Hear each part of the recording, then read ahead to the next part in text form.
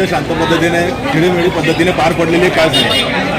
मी सर्वप्रथम भारतीय जनता पार्टी, शिवसेना शिंदे गट, राष्ट्रवादी अजितदादा गट आणि सर्व अपक्ष आणि सर्व माझ्या नगरसेवक बंधूंचे मी आभार मानेल की त्यांनी भारतीय जनता पक्षाच्या आमच्या उमेदवार शैलजाताई नारखेडे यांना त्यांनी भरभरून मतदान करून 32 मतदानाचं दान त्यांना मिळालेलं असून त्या निवडून आलेल्या आहेत. येणाऱ्या काळात सभापतीच्या सुद्धा निवडणुका आहेत, त्यासुद्धा आम्ही सर्व सभापतीच्या निवडणुका आम्ही जिंकणार, सर्व सभापती आमचेच होणार, त्यात कुठेही काळी मात्र शंका नाही.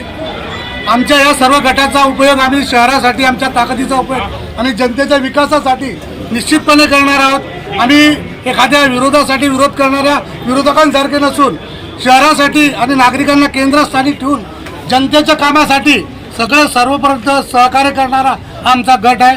संपूर्ण भुसावळवासियांचे सुद्धा मी पुन्हा आभार मानेन की त्यांनी 32 नगरसेवकांचा आमचा गट एकंदरीत नगरसेवक आमचे निवडून दिलेले आहे. शिवसेना शिंदे गटाचे मी आभार मानेल, अजितदादा पवार गटाचे मी आभार मानेल आणि जे आमचे अपक्ष नगरसेवक जे आमच्या सोबत आहे त्यांचे सुद्धा मी खूप खूप आभार मानेल. आत्ता त्या ठिकाणी संतभाऊ सांगून गेले की नगरपालिका दवाखान्या ठिकाणी नगरपालिकेचं उद्घाटन होणार आहे, नाळ फुटणार लवकरच. हे बघा, जे जे शहरासाठी आवश्यक आहे किंवा जे जे शहरासाठी चांगलं आहे त्याच्यासाठी आमचा विरोध असू शकत नाही.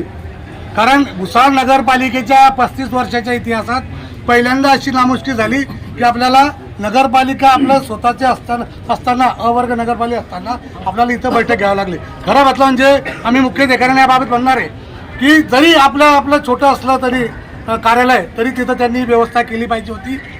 नकटा बेटा पेट का और कोटा पैसा गाठ का, झोपडी बी असली तर ती आपली होती, तिथंही बैठक होणे अपेक्षित होते. पण असो, ही बैठक आज खेडीमेळीच्या वातावरणात संपन्न झालेली आहे आणि या शहरासाठी जे जे काही चांगलं होत असेल त्याच्यात निश्चितपणे कोणाला विरोध करायचं काही कारण नाही.